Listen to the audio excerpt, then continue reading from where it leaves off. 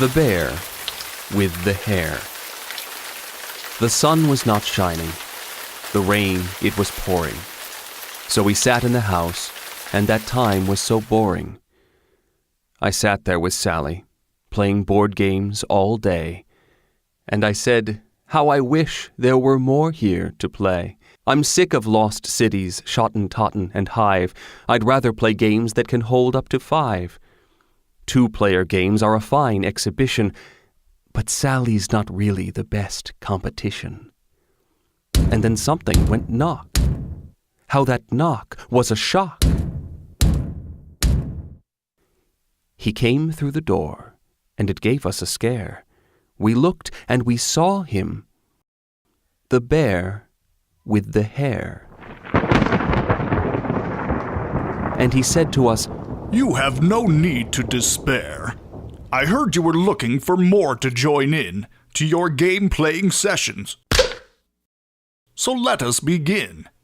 I've brought along friends who will shortly arrive. They're 2 friends, and I call them Player 4 and Player 5. And so they came in, and we all played together, and I was no longer so sad for the weather. But halfway along in our game of 7 wonders, the bear began cursing for all of his blunders. "I shouldn't have traded that card," the bear said. "I should have done something quite different instead. Let's not play this game." And some swear words were hurled. "This game is frackin' broken. Hey, let's play Small World." And so we complied, and set up the new game. But from Player 4 such an odor there came. And sadly the rules were not taught very well, because oh, what a smell, what a smell, what a smell. And as we retreated for air in the foyer, Player 5 started to be a rules lawyer. He angrily said, "We were playing all wrong." And his words were so sharp and so shrill and so strong. So we gave up on Small World and started another, but Player 4 called his significant other, and we waited an hour till he got off the phone, but by then our game of Bonanza was blown. The bear then suggested we play something long. Shadows over Camelot, what could go wrong? But he kept on insisting the traitor was me, and we lost by a score of 9 black swords to 3. And when in the end there was no traitor found, he flipped up the table and the pieces flew round.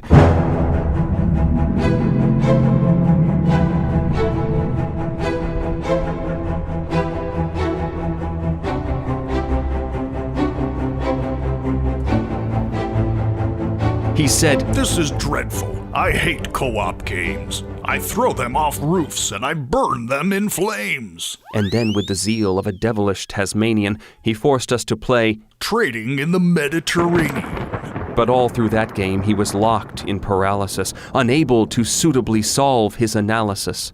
"What is my best move? It just isn't quite clear. What move would your mother make if she were here?"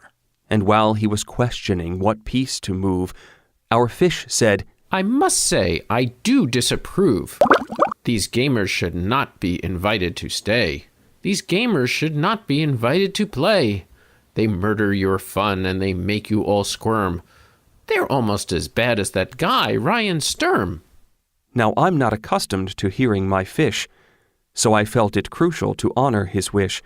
But how to encourage them all to depart? I thought of a plan that was simple and smart. I suffered through one more annoying game session. Then I signaled to Sally with a knowing expression, while the bear spilled his food on my games very sloppily. Sally said we should play Justin Bieber Monopoly. And then, in what seemed like a lightning bolt flash, they ran out the door in a mad scrambled dash. And before I could manage a moment to speak, the bear came back in and said, "See you next week." My fish said, "Indeed, that was bad, but it's true. That for now you'll be happy to play just with 2. He had a good point. So to Sally I beckoned. We played Twilight Struggle and loved every second.